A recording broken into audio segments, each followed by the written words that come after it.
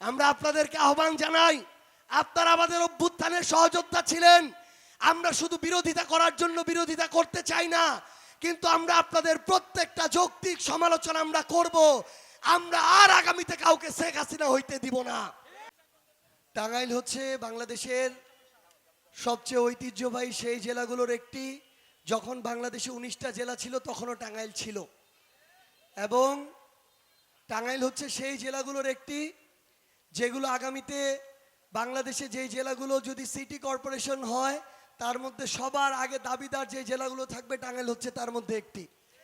টাঙ্গাইলকে নতুন করে পরিচয় করিয়ে দেওয়ার কিছু নেই।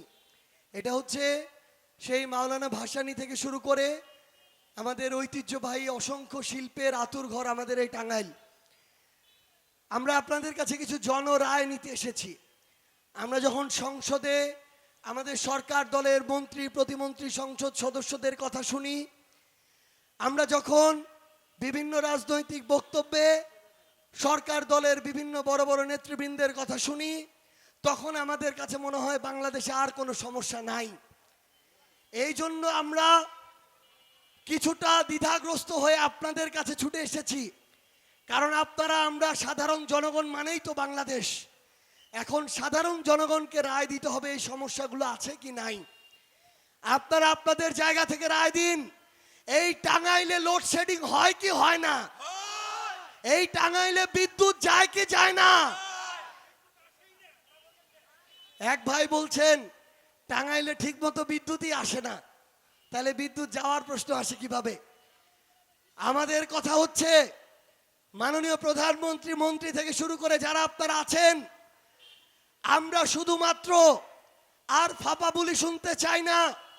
আমরা চাই আপনারা এই টাঙ্গাইল জেলার প্রত্যেকটা ঘরে ঘরে, বাংলাদেশের প্রত্যেকটা ঘরে ঘরে বিদ্যুৎ পৌঁছে দিবেন। আমরা আপনাদেরকে জানাতে চাই, আওয়ামী লীগের সময়ে ওই ভারতের আদানিকে ক্যাপাসিটি চার্জ হিসেবে শেখ হাসিনা ক্ষমতায় টিকে থাকার জন্য আদানির মাধ্যমে মোদিকে প্রতি বছর $450 মিলিয়ন ক্যাপাসিটি চার্জ দিত। আমরা বর্তমান সরকারকে বলতে চাই, এই যে বিদ্যুৎ খাতে লুটপাট, এই যে ক্যাপাসিটি চার্জের নামে অর্থ পাচার, এই লুটপাট বন্ধ করে বাংলাদেশের মানুষের মধ্যে স্বস্তি ফিরিয়ে আনতে হবে। আমরা আপনাদেরকে আহ্বান জানাই, আপনারা আমাদের অভ্যুত্থানের সহযোদ্ধা ছিলেন। আমরা শুধু বিরোধিতা করার জন্য বিরোধিতা করতে চাই না, কিন্তু আমরা আপনাদের প্রত্যেকটা যৌক্তিক সমালোচনা আমরা করব।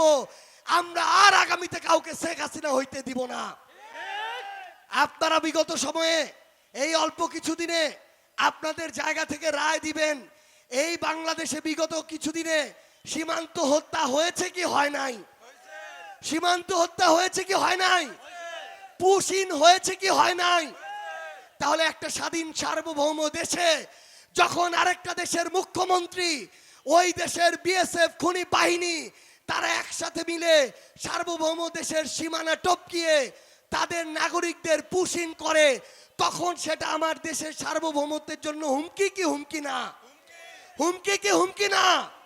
তাহলে আমরা বর্তমান সরকারকে বলতে চাই, স্বরাষ্ট্রমন্ত্রী পররাষ্ট্রমন্ত্রীকে বলতে চাই, আমার বিজিবি বাহিনীকে বাংলাদেশের শক্তিশালী বাহিনীতে পরিণত করুন। আমার ওই সীমান্ত রক্ষার জন্য তাদের হাতে সবচেয়ে শক্তিশালী অস্ত্র দিন। আমার সীমান্ত না থাকলে আমার সার্বভৌমত্ব থাকবে না। আমরা স্পষ্ট করে বলতে চাই, এই অভ্যুত্থানের শুরুটা হয়েছে যৌক্তিক কোটা সংস্কার আন্দোলন দিয়ে। ওই যৌক্তিক কোটা সংস্কার আন্দোলনে বাংলাদেশের চাকরি প্রত্যাশীরা নেমেছিল, অথচ আজ অনার্স মাস্টার শেষ করে আমার লক্ষ লক্ষ ভাই একটা পিয়ন পদেরও ঠিক মতো চাকরি পায় না।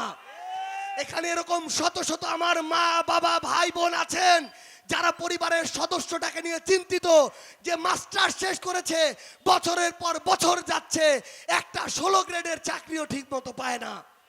আমরা বর্তমান সরকারকে আহ্বান জানাতে চাই, আমরা নির্বাচনের ফাঁপা ইশতেহার চাই না। আমরা প্রতি বছর আমার এই তরুণ প্রজন্মকে দক্ষ করে তাদের কর্মসংস্থানের ব্যবস্থা দেখতে চাই। সংগ্রামী টাঙ্গাইলবাসী, আমাদের রাজনৈতিক কালচারে একটা পরিবর্তন লাগবে। আমি একটা দল করি দেখে দল কানা হয়ে যাব, বিবেকবোধ বন্ধক দিয়ে দিব, আমি তাদের দালালি করব, এই যদি হয় আমার আদর্শ আর নীতি নৈতিকতা, আগামীর বাংলাদেশে কোন রাজনৈতিক দল এই দেশের ভালো করতে পারবে না। এই দেশটা সঠিক পথে নিয়ে যাওয়ার দায়িত্ব আমাদের নিতে হবে, আপনাদেরকে নিতে হবে। কোন দল যদি চাঁদাবাজি, লুটপাট, ক্ষমতার অপব্যবহার করে, সেই দল যদি আপনারও দল হয়, সেই দলের সমালোচনা করার মতো সাহস আপনার থাকতে হবে। যদি এনসিপি করে, এনসিপির সমালোচনা করবেন, জামাত করলে জামাতের করবেন, বিএনপি করলে সে যদি ক্ষমতাসীন দল হয় তারও সমালোচনা করার সৎ সাহস আপনাদের থাকতে হবে।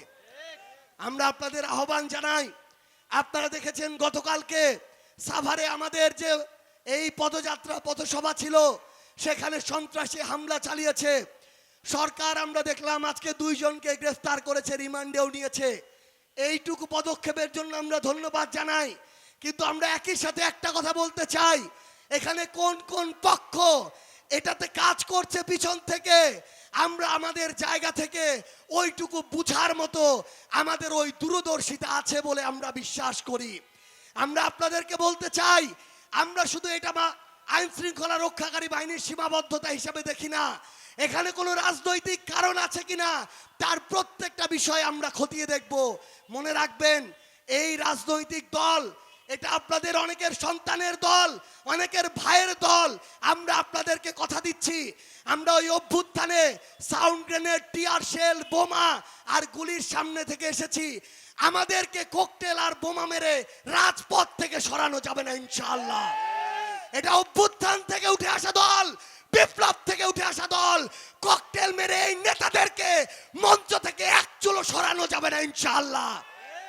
গতকালকে থেকে কয়েকজন বলছে যে ওইদিকে ককটেল ফুটলো, বোমা ফুটলো, নাহিদ ইসলাম, আক্তার হোসেন, সার্জি সালাম তো মঞ্চ থেকে এক চুলো সরলো না।